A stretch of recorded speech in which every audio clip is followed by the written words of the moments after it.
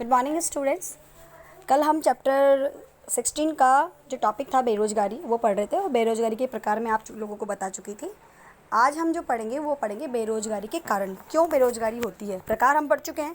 प्रकार में मैंने बताया था, छिपी हुई बेरोजगारी बताया था आपको, मौसमी बेरोजगारी बताया था मैंने आपको, प्रच्छन्न बेरोजगारी में मौसमी बेरोजगारी बता दिया था मैंने आपको। इस प्रकार हम आगे का जो टॉपिक है वो पढ़ रहे हैं बेरोजगारी के कारण। आप वीडियो को लाइक कीजिए, शेयर कीजिए और कमेंट कीजिए, ठीक है। चलिए कारण में देखते हैं कि रोजगार परक शिक्षा एवं प्रशिक्षण का अभाव है हमारे देश में। कि भाई रोजगार तो हम ले लेते हैं, शिक्षा भी हम ले लेते हैं, लेकिन हमको जो रोजगार से संबंधित जो कौशल्स होते हैं या हमको जो डिग्रीज डिप्लोमास होते हैं वो नहीं मिल पाते, उसकी कमी है। इसी कारण सब ज़्यादा बेरोजगारी फैली हुई है। तो भारत में साक्षरता एवं शिक्षा का स्तर लगातार बढ़ रहा है और इसके साथ ही शिक्षित बेरोजगारी की नई समस्या भी दृष्टिगोचर होती है। भारतीय शिक्षा में रोजगार परक का अभाव है। यहाँ शिक्षा की व्यवहारिक उपादेयता बहुत कम है। यहाँ शिक्षा प्राप्त करने के बावजूद छात्र रोजगार प्राप्त करने में असफल इसीलिए रहता है क्योंकि उसको स्किल डेवलप्स नहीं सिखाए जाते, उसको कुशलता नहीं सिखाई जाती। इसी प्रकार भारत में कौशल प्रदान करने वाले प्रशिक्षण केंद्रों का भी अभाव है। प्रशिक्षक व्यक्ति को मानवीय पूंजी बनाता है जिससे उसके लिए रोजगार के अवसरों में वृद्धि होती है। दूसरा पॉइंट है बढ़ती जनसंख्या तथा श्रम शक्ति। ये मैंने आपको बताया था कि लगातार जनसंख्या बढ़ रही है तो हमारे यहाँ श्रम शक्ति बढ़ रही है। अब श्रम शक्ति मैंने बताया था मजदूर। अब मजदूर क्या करता है, अब लोग को क्या जीना है तो खाना पड़ेगा और खाने के लिए क्या करना पड़ेगा, मजदूरी करनी पड़ेगी। मजदूरी में अगर उसको मान लीजिए 100 रुपये भी काम मिल रहा है तो वो 100 रुपये को भी करने को तैयार हो जाएगा। तो हमारे यहाँ पर एक अच्छे कुशल श्रमिकों की आवश्यकता ही नहीं पड़ती जब कम पैसों में श्रमिक मिल जाता है या श्रम शक्ति मिल जाती है। तो इसका बहुत बड़ा फर्क पड़ता है हमारे यहाँ पर कि जनसंख्या बढ़ने के साथ साथ श्रम शक्ति यानी मजदूर बढ़ रहे हैं तो मजदूर क्या करते हैं, कम पैसों में भी काम करने को तैयार हो जाते हैं। सरकार द्वारा रोजगार प्रदान करने हेतु अनेक योजनाएं चलाई जाती हैं, लेकिन ये जनसंख्या वृद्धि के साथ बढ़ती श्रम शक्ति को पूरी तरह खपाने में असफल रहती है। भारत में श्रम शक्ति लगातार तेजी से बढ़ रही है, इसके लिए रोजगार के अवसरों की तेजी से सृजन की आवश्यकता है। तीसरा है अनुपयुक्त तकनीक। अनुपयुक्त तकनीक मतलब हमारे यहाँ जो मैकेनिकल मशीन वगैरह जो हैं वो कुछ जगहों पर ढंग की नहीं है, काम की नहीं है, अच्छी नहीं है। जैसे अगर मैं बात करूँ कृषि के अंदर, तो कृषि में आज भी परंपरागत तरीक़ों से ही क्या की जाती है, कृषि की जाती है। और उद्योगों में भी आज भी कई उद्योगों में जाओगे तो वहाँ की मशीनें आज भी पुरानी ही मिलेंगी। तो इससे भी बहुत फ़र्क पड़ता है कि वो मशीनें क्या करती है, इतना अच्छा उत्पादन नहीं कर पाती, जिसकी वजह से हमारी अर्थव्यवस्था क्या रहती है, कमज़ोर रहती है। तो भारतीय कृषि तथा उद्योगों में आधुनिक तकनीक को तेज़ी से अपनाया जा रहा है। यह तकनीक पूंजी गहन तथा श्रम बचतकारी है। भारत जैसे देशों के लिए यह तकनीक उपयोगी नहीं है। भारत में ऐसी तकनीक अपनाए जाने की आवश्यकता है जो यहाँ की विशाल श्रम शक्ति को भी उपयोग में ले सकते हैं। आधुनिकीकरण की तकनीक भी भारत में बेरोजगारी के लिए उत्तरदायी है। नेक्स्ट है कृषि का पिछड़ापन। हमारे यहाँ पर कृषि का पिछड़ापन का कारण तो सबसे बड़ा मैंने बता ही दिया है कि हमारे यहाँ पर जो और आज भी औजार है और परंपरागत रूप में यूज़ किए जाते हैं। साथ में कई चीज़ें ऐसी भी हैं कि जो जनसंख्या के रोजगार के लिए पर्याप्त नहीं है, जो अवसर नहीं दे पाती है। तो कृषि का पिछड़ापन तथा धीमा विकास भी भारत में बेरोजगारी का बड़ा कारण है। आज भी लगभग 50% श्रम शक्ति कृषि तथा समृद्ध क्षेत्रों में रोजगार प्राप्त करती है। कृषि क्षेत्र का धीमा विकास इस विशाल जनसंख्या के लिए रोजगार के पर्याप्त अवसर प्रदान करने में असफल है। रोजगार विहीन आर्थिक विकास। सामान्यतः विकास के साथ रोजगार में भी वृद्धि होती है। भारत में पिछले 35 वर्षों में तेज गति से विकास तो हुआ है, लेकिन इस विकास में सेवा क्षेत्र का योगदान अपेक्षाकृत अधिक बढ़ गया है। तो सेवा क्षेत्र की रोजगार गहनता कृषि एवं उद्योगों की तुलना में कम होती है। अतः तेज आर्थिक विकास के बावजूद रोजगार के अवसरों में पर्याप्त वृद्धि नहीं हुई है। राजनीतिक इच्छा एवं व्यवस्थित नियोजन का अभाव।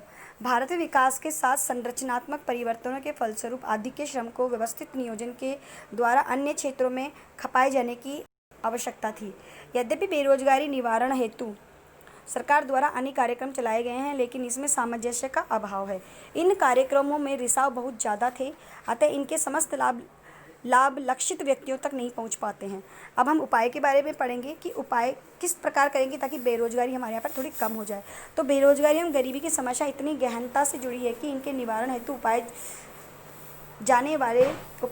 अपनाए जाने वाले पृथक नहीं है। सरकार द्वारा पिछले 40 वर्षों से अनेक मजदूरी, रोजगार एवं स्वरोजगार कार्यक्रम चलाकर इसके असहस्तित्व को पर्याप्त यह समाप्त करने का प्रयत्न किया गया है। मनरेगा जैसी योजनाओं के माध्यम से रोजगार प्रदान करके ग्रामीण क्षेत्रों में गरीबी एवं बेरोजगारी में पर्याप्त कमी आई है।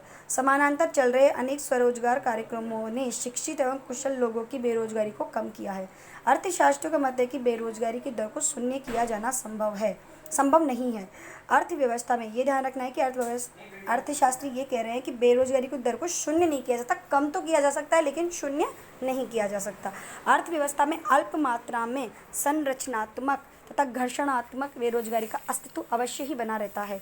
बेरोजगारी के कारण एक राष्ट्र अपने अधिकतम संभव उत्पादन के स्तर को प्राप्त नहीं कर पाता है तथा उत्पादन का एक हिस्सा वो हमेशा के लिए खो देता है, जिससे वह सभी को रोजगार प्रदान करके उत्पादित कर सकता था।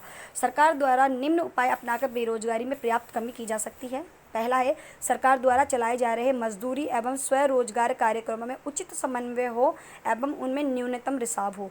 यानी बीच में जो मीडिएटर दलाल जो होते हैं वो नहीं होने चाहिए, ताकि जो मजदूर लोग हैं उनको जो पैसा मिलता है वो पूरा मिल सके और स्वराज जो कार्यक्रम होते हैं उनको वो अच्छी तरह से अटेंड कर सके, उनमें जा कर के उसमें प्रशिक्षण वगैरह प्राप्त करके अपने लिए रोजगार के अवसर प्राप्त कर सके। दूसरा, शिक्षा को रोजगारप्रद बनाया जाए तथा युवाओं को प्रशिक्षण एवं कौशल विकास के माध्यम से स्वरोजगार हेतु प्रोत्साहित किया जाए। तीसरा है, विकास के साथ साथ कृषि से मुक्त होने वाले आदि के श्रम को खपाने के लिए उद्योगों की वृद्धि दर को तेज किया जाए। संभवतः सरकार द्वारा अपनाया गया महत्वाकांक्षी कार्यक्रम जो नरेंद्र मोदी जी ने चलाया है, मेक इन इंडिया तथा निवेश प्रोत्साहन उपाय उद्योगों की वृद्धि दर को तेज गति से प्रदान करेंगे। तीव्र औद्योगिक विकास के द्वारा बेरोजगारी में भारी कमी भी आएगी। और दूसरा ये है कि मेक इन इंडिया का तात्पर्य ये भी है कि भारत में बनी हुई चीज़ों को ही हमें क्या करना है, प्रयोग करना है, ताकि भारत का पैसा भारत के अंदर ही रहे और भारत का हर बंदा, जैसे कि जिसको मान लीजिए कलाकारी आती है, जैसे किसी को जैसे मिट्टी के बहुत अच्छे बच्चे खिलौने बनाने आते हैं, लकड़ी के खिलौने बनाने आते हैं, अपने हाथों से बहुत अच्छे ना, मतलब कुटीर उद्योग के जो मतलब साज सजावट के सामान बनाने आते हैं, तो इस तरह की जो चीज़ें जिनको आती है तो इसमें वो अपना प्रशिक्षण प्राप्त करके और अपने उन चीज़ों को बना करके मार्केट में बेच सकता है, जिसको हैंडमेड बोलते हैं। बहुत सी चीज़ें बनती हैं हैंडमेड, जैसे कठपुतलियाँ खूब बिकती हैं हमारे यहाँ पे, लकड़ी के खिलौने बिकते हैं, मिट्टियों के बर्तन खूब बनते हैं, पॉटरीज़ की जो पेंटिंग्स होती हैं, पॉटरीज पेंटिंग्स वगैरह, ये सब कैसी चीज़ें हैं, ये हस्तशिल्प है। और हमारे भारत में ऐसे कलाकारों की भरमार है, लेकिन इन लोगों को की जो स्किल्स है या इनकी कुशलता को ये लोग निकाल नहीं पाते हैं, इनको एक मतलब कसौटी नहीं मिल पाती है ताकि वो उस काम को आगे तक बढ़ा सके। तो इसके लिए नरेंद्र मोदी जी ने जो प्रोग्राम चलाया था मेक इन इंडिया करके, उसके तहत यही कहा गया था कि जिन युवाओं को निपुण हैं वो आकर के प्रशिक्षण ले और भारत के अंदर अपने द्वारा बनाए गए चीज़ों को क्या करें, बाज़ार में ला करके बेचे करें।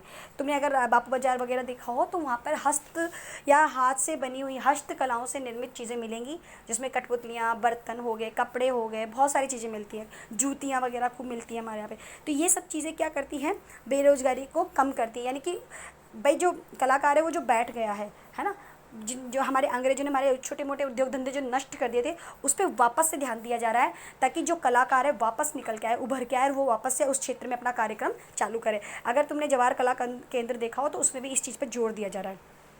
अब है कुशल नियोजन की आवश्यकता। भारत में प्रति वर्ष लाखों नए युवा श्रम शक्ति में सम्मिलित होते हैं। यह भारत के लिए एक अवसर भी है और चुनौती भी है। उचित नीति बनाकर इन युवाओं के लिए रोजगार सृजन की आवश्यकता है। रोजगार संबंधी नीति इस प्रकार बनाई जाए कि इसमें वर्तमान बेरोजगारों के साथ श्रम शक्ति में नव प्रवेश करने वालों को भी ध्यान में रखा जाए। इस प्रकार आपको बेरोजगारी के कारण, प्रकार, निवारण सब पता लग चुके हैं। यहाँ तक ये चैप्टर अपना कंप्लीट हो गया है। इसके क्वेश्चन आंसर्स मैंने आपको कल सेंड कर दिए थे, वो कंप्लीट करने हैं और मुझे भेजना है। ठीक है बच्चों, थैंक यू।